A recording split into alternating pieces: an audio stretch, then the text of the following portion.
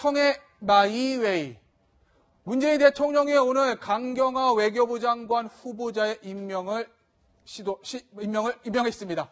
결국 이제 외교부 장관에 취임을 한 것인데 오늘 문재인 대통령은 강경화 외교부 장관과의 차담회에서 여러 가지 얘기를 했습니다. 오늘 문재인 대통령의 얘기를 중심으로 정치권 소식을 이끌어 나가도록 하겠습니다. 네, 바로 조금 전에 있었던 임명식 그리고 바로 뒤이어 이어진 차담회, 그러니까는 차를 놔두면서 대통령이 새 임명자에게 어떤 이야기를 했는지 그 분위기부터 한번 들어보겠습니다. 함께 들어보시죠. 마음 고생 많으셨죠? 네, 저희가 부족해서 많은 부담을 드려서 너무 죄송합니다. 아마 인사 청문 절차가 이렇게 힘들 줄은 아마 모르셨을 겁니다. 네, 모르고 시작했습니다. 국회에서 인사 청문 경과 보고서를 원장님 상태에서 임명을 하게 돼서 좀 유감입니다.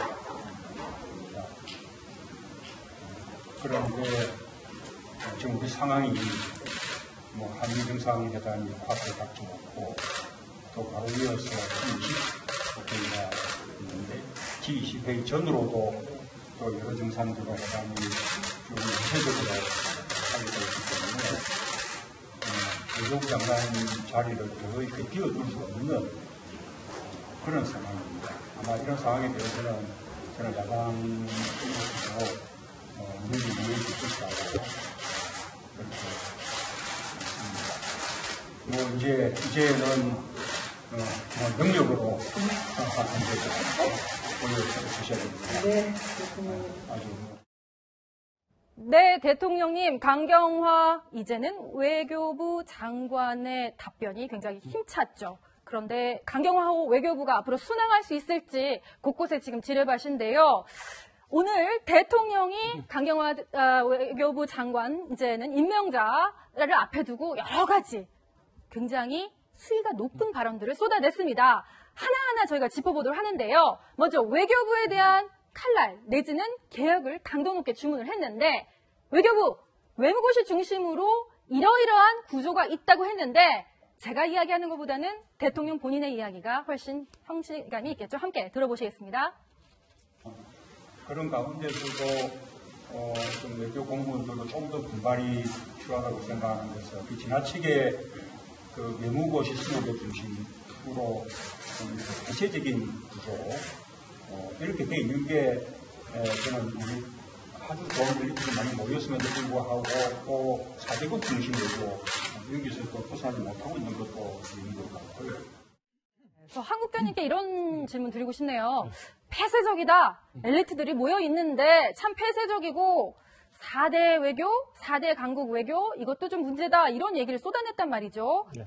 강경화 장관, 이제 장관이니까 장관이 이제 비고시 출신이니까 당신이 앞장서서 외교부 세게 한번 고쳐봐라. 이렇게 얘기했다 볼 수 있을까요? 그렇죠. 그러니까 그 외교부 장관이라는 그 직책 자체가 네. 대외적인 외교 활동뿐만 아니라 조직을 잘 추슬려서 조직의 어떤 그 변화들을 만들어내서 그 힘을 가지고 외교 활동을 잘 해내는 게 매우 중요한 거 아니겠습니까? 그렇죠. 그런 면에서 이제 핵심적으로 지적한 게 외교 그 소위 외무고시 출신 그리고 외무고시 출신뿐만 아니라 그 외교부 자체가 굉장히 폐쇄적이고 엘리트주의적인 그런 성향이 굉장히 많습니다. 이제 그런 문제에 대해서 강한 질타를 했다 이렇게 보여지고 저건 아마 이제 앞으로 추가 인사를 하는 데 있어서 추가 인사. 그러니까 민간 차원의 어떤 개방형 인사라든가 이런 거로 이어질 가능성이 현재 상당히 있다고 보여지고요. 또 하나 이제 4대 그 4강 중심의 외교와 관련해서도 조금 다변화할 필요가 있다는 얘기를 좀 했는데 여기에 또 파벌주의에 대한 어떤 이 비판이나 경고 이런 것도 하나 담겨져 있는 게 아닌가 이렇게 평가가 돼요. 또 한편으로는 저는 이런 생각들 들더라고요. 그러니까 외교부대에서 비고시 출신에 대한 약간의 의구심을 제기한 목소리가 있지 않았습니까? 강 장관에 대해서 전폭적으로 힘을 실어주는 그런 자리가 아니었나 이런 생각도 들더라고요. 그렇죠. 이제 그런 것까지 이제 감안된 건데 그러니까 그 힘이 실제로 이제 그 제대로 그 실어준 힘을 제대로 받쳐내려면 결국은 그 본인의 대외 활동을 통해서 그 능력을 이제 입증해 보여야 되는 거죠. 그러니까 조직이라고 하는 것이 그러니까 대통령이 힘을 실어줄 때 그 조직이 그 장관 중심으로 움직이는 측면도 있지만 결국 그 조직을 움직이는 건 조직의 수장으로서의 리더십을 어떻게 발휘하는 이런 문제 아니겠습니까? 그렇죠. 자, 오늘 문재인 대통령이 많은 얘기들을 했는데 가장 저 개인적으로 관심이 가는 부분이 이 부분입니다. 야당 인사 생각 다르다고 선전포고 온당치 못해라는 얘기를 했는데 문재인 대통령의 육성으로 직접 한번 들어보시겠습니다. 그런데 대통령과 야당 간의 인사에 생각이 다르다 그래서 그것은 마치 이것은 선전포고라든지 또는 무슨 강행이라든지 그러면 또 뭐 이제는 또 협치는 또 더 이상 못하든지 마치 대통령과 야당 간의 인사를 놓고 승부를 벌이는 것처럼 또는 전쟁을 벌이는 것처럼 그렇게 표현을 하는 것은 참으로 건강하지 못하다고 생각하거든요. 그래서 그런 이제 표현들에 대해서 우리가 빨리 좀 벗어나는 것이 지금 우리가 가야 될 과제 중에 하나다 생각합니다. 자, 선전포고다, 강행이다 이런 말을 하지 말아라는 게 대통령 얘기인데 이 발언에 담긴 대통령의 속뜻은 뭘까요?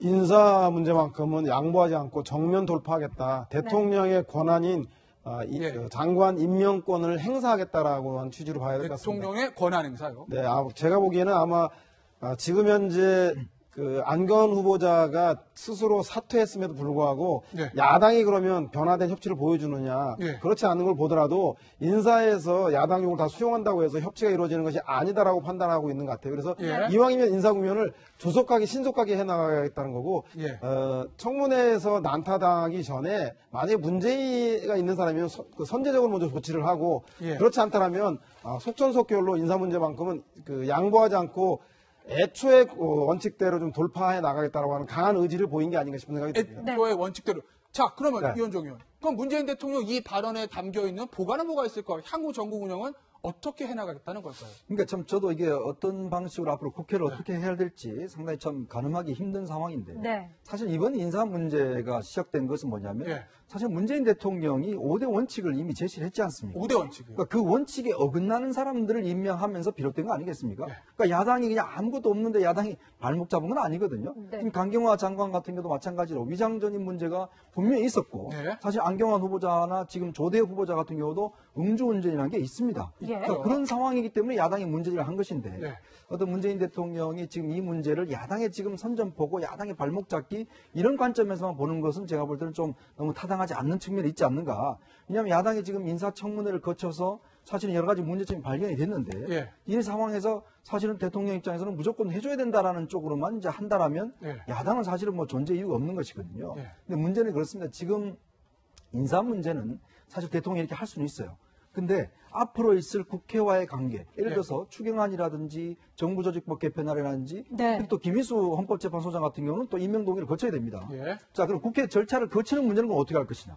그럼 국회에서 안 해주면 대통령이 끊임없이 그냥 야당만 비판할 것인지 이런 문제에 대한 좀 해답이 없어요. 그렇기 때문에 제가 볼 때는 대통령의 야당에 대한 일방적 공격 자체가 보면 앞으로 상당히 전국 경색을 예고하는 이야기가 아닌가 좀 그렇게 보여집니다. 자, 그런데 청와대 입장에서 보면 제가 서영훈 소장께 이런 질문 드릴게요. 이렇게 생각할 수도 있는 건 아닐까요?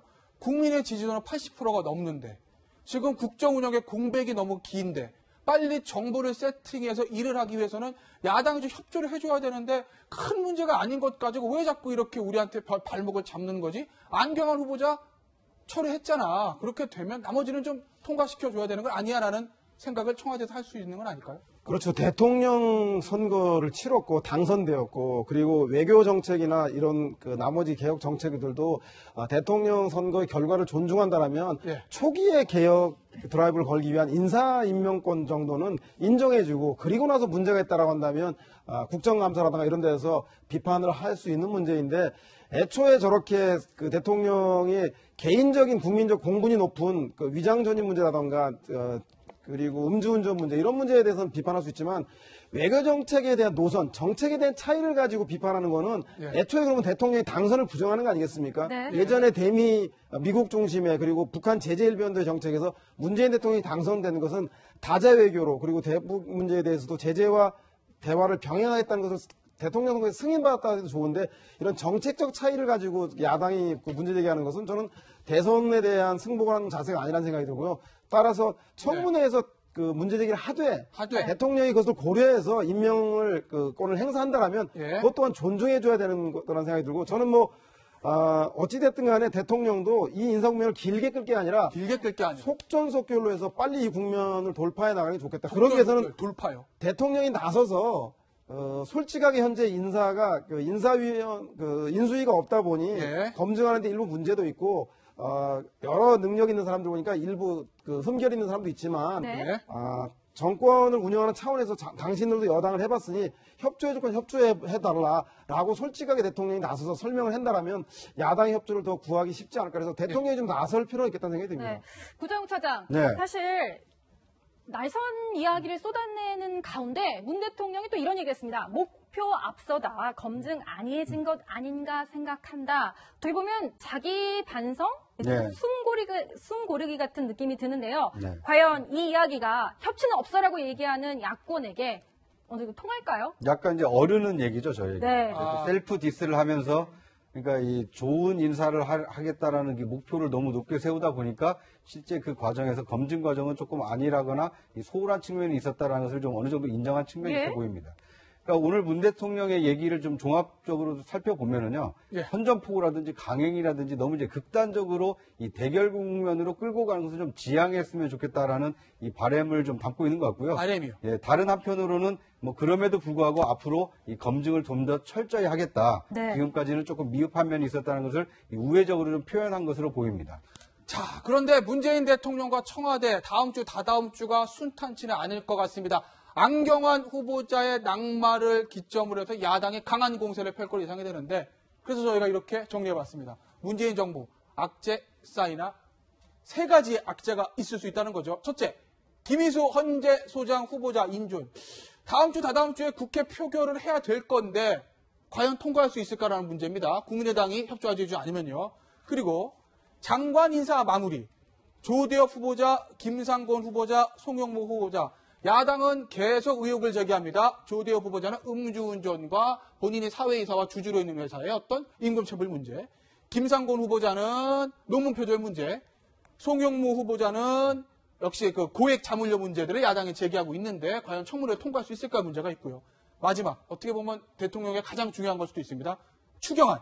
야3당이 추경안 반대 공동전선을 구축하고 있는데 과연 한호숙 정국장, 청와대와 문재인 대통령 이 난관을 어떻게 돌파하려고 할까요? 저는 쉽지 않을 거라고 보여지는데. 쉽지 않다. 예, 네. 김희수 재판관의 경우는 사실 그 강경화 후보자의 임명과 사실은 연동되어 있는 측면이 매우 있었죠. 연동이요? 국민의당 입장에서 상당히 지금 고민이 많을 겁니다.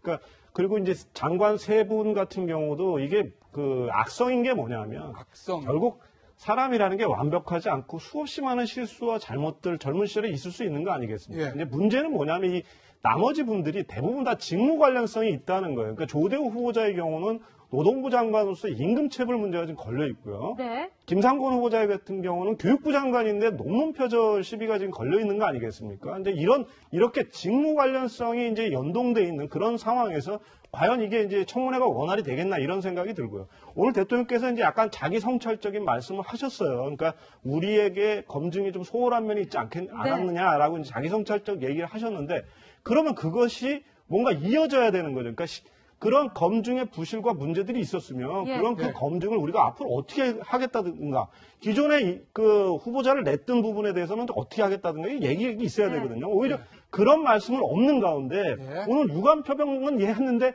그 유감 표명이 사과의 의미의 유감 표명이 아니에요. 유감이 있습니다라고 얘기를 예. 하면서 사실 국회한테 유감이 있다. 예. 오히려 국회를 향해서 질타하는 듯한 얘기의 유감 표명을 하셨단 말이죠. 그러니까 네. 이런 문제들 상황에서 과연 그 협조를 받을 수 있을까 이런 예. 생각이 좀 의문이 들고 저는 추경과 정부조직 예. 개편 문제라든가 이런 것들을 예. 좀 분리해서 처리해야 된다고 야당도 분리해서 처리해야 된다고 생각하는데 그 자체가 그러니까 무조건 추경 통과시켜줘야 된다 이런 얘기가 아니라 예. 추경은 추경이고 추경이고. 인사청문회다. 그러니까 예. 추경은 추경 그 자체로 예. 추경의 요건이 되느냐. 네. 아니, 지금 사실 추경 요건이라는 게 무슨 예. 대규모 인재가 발생했다든가 예. 정부가 당초 예산 짤 때 거기에 들어올 수 없는 그런 예. 사정 변경의 어떤 사유들이 있어야 되거든요. 예. 그러니까 네. 그런 점들은 철저히 따져야 된다. 그러니까 그거는 뭐 공동 전선을 펴고 말고 이런 문제는 아니다. 국회 네. 본연의 업무를 잘하면 된다 저는 네. 생각합니다. 이 질문은 제가 꼭 서영호 소장한테 드려야 될 것 같습니다. 노무현 대통령 청와대 근무하셨잖아요. 네. 만약에 지금 서영호 소장께서 청와대 정무 라인에 근무하는 비서관이라고 가정을 하시면 이 난관을 뚫기 위해서 대통령께 어떤 정무적 조언을 하시겠습니까? 한식해 주거나 청명해 주거나 어차피 청명해 주거나. 아니 왜 죽어요 지금? 인사 문제에 대해서는 잘해도 코드인 사람 비판을 듣고 예. 문제가 되면 낙마해도 어차피 비판의 여지가 있으니까 일할 수 있는 사람들을 세팅하는 인사청문회 국면은 신속하게 돌파하는 게 좋다. 시간을 끌지 말고. 저는 뭐 어차피 이렇게 진행된 건 강행하고 그 중에서 야당의 정치 공세가 아니라 국민적인 비난이 높은 사람들은 그건 유탄을 맞고 낙마하는 건 버리더라도 나머지는 신속하게 빨리 이 국면을 돌파하는 게 낫다. 저는 그렇게 생각합니다. 자, 그럼 이거 어떻게 해요? 추경. 추경은 제가 볼 때는 한지붕 세 가족 아닌가 야당이. 헌재소장 인준도 제가 볼 때는 김희수 소장이 안 되면 그 모든 책임은 국민의당의 문제로 돌아갈 가능성이 매우 높습니다. 나머지 추경안도 현재 사실 그 안에 지방정부 지원 예산이 3조 이상이 있거든요. 네. 아마 공식적으로는 반대하지만 내용적으로는 야당들이 지금 추경 심사하면서 자기 지역에 더 예산을 끌어오기 위해서 노력하고 있을 거로 알고 있는데 제가 볼 때는 그런 속내 때문에 추경과 인사 문제를 결부시키기 쉽지 않고 정보조직법도 야당의 요구를 들어서 내년에 개헌이 있으니까 최소화해서 아시다시피 미래창조부도 존치하고 아주 최소화하지 않았습니다. 그래서 반대 명분이 별로 없습니다. 따라서 이 본회의에 처리해야 될 김수 헌재소장 인준 문제와 추경 그리고 정보조직법과 인사청문을 철저히 분리할 수밖에 없다는 생각이 들고요. 저는 이왕 되는 건 애를 한 번에 맞고 빨리 신속하게 돌파하고 이 국면을 벗어나는 게 좋다는 생각이 듭니다. 자, 서영호 전 소장의 조언은 인사는 정면 돌파, 신속, 추경안은 갈라치기 맞죠? 네. 자, 그러면 정치부장을 지내셨던 이은정 위원이 지금 청와대 정무수석 비서관이다. 대통령님 이렇게 하시는 게 좋겠습니다. 어떤 조언 하실까요? 저는 뭐 야당의 어떤 주장 자체가 물론 뭐 정략적인 게 뭐 포함이 돼 있겠죠. 그렇지만 우리 국민의 눈높이에서 과연 봤을 때 그분들에게 정말 그런 중요한 직책을 맡을 수 있느냐 이런 문제를 좀 따져봐야 된다고 봅니다. 지금 안경원 후보자가 왜 사퇴를 했겠습니까? 본인의 직무 관련성이 있기 때문에 사퇴를 했거든요. 왜냐하면 법무장관으로서 본인이 사실은 그런 위법 사항을 저렇게 한 것 자체가 용납될 수 없었던 것이죠. 그렇기 때문에 결국 사퇴를 한 것이고 지금 조대엽 후보자나 저는 다른 김상곤, 송영무 이런 분들 같은 경우는 자, 문재인 정부가 지금 중요한 게 뭡니까? 바로 개혁이지 않습니까? 그럼 개혁을 하려면 개혁을 당하는 사람들도 그 개혁에 대해서 수긍을 할 수 있어야 되잖아요. 그래도 개혁의 주체가 그만큼 도덕적으로 저는 우위에 있어야 된다고 봅니다.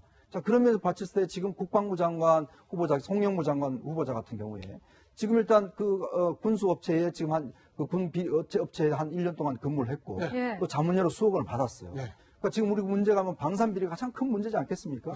과연 그 문제를 담당할 수 있는 능력이 있는지 또 이런 문제 또 김상곤 후보자의 논문 표절 문제라든지 그렇기 때문에 일단은 청문회를 거쳐보고 청문회 과정에서 정말 어떤 국민의 눈높이에서 정말 그 직책을 맡기에는 정말 예를 들어서 교육부 장관이 논문 표절을 계속했고 논문 쓴 거 하나도 없고 그다음에 뭐 이런 거 할 수 있는 사람이 안 된다 그러면 저는 그런 문제 같으면 문재인 대통령 이게 밀리는 거라 생각하지 말고 실수할 수 있잖아요.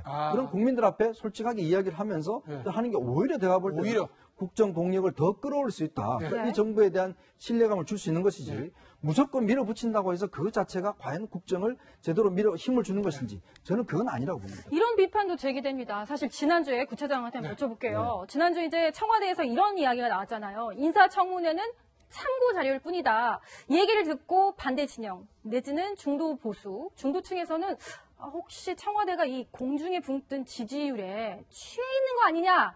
좀 불안불안하다. 오만하다 이런 얘기 나왔거든요. 그 부분에 대해서 청와대가 어느 정도 그 심각성을 인식하고 있는지에 대해서는 어떻게 보세요? 그러니까 전혀 인식하는 것 같지는 않고요. 그러니까 전혀 무시하고 있는 것 같지는 않고요. 전혀 무시하는 건 아니고 약간 얘기죠? 인식은 하고 있지만 이제 이 정도면 되지 않았느냐라고 생각을 하고 이제 오늘 강경화 외교부 장관을 좀 임명을 한 것 같습니다. 그런데 이제 청와대가 지금까지 보이는 모습을 보면 이 이성적인 접근을 자꾸 하려고 하는 것 같아요. 그러니까 내가 이러이러한 이유로 합리적으로 인사를 했으니까 이 정도면 좀 통과시켜달라 이렇게 얘기를 하는데 만약에 거기에 조금 감성을 덧붙인다면 어떨까요? 만약에 정말 강경화 후보자는 꼭 임명해야 된다.